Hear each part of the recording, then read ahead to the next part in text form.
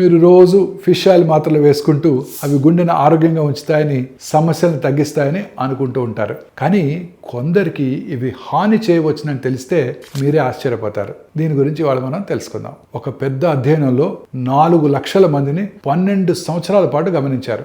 గుండె జబ్బులు లేని వారు రోజు ఫిష్ ఆయిల్ మాత్రలు తీసుకున్నట్టయితే గుండె సమస్యలు వచ్చే అవకాశం ఎక్కువగా ఉందని తేలింది. అయితే ఇప్పటికే గుండె జబ్బు ఉన్నవారికి ఈ మాత్రలు మాత్రం మంచి చేశాయి.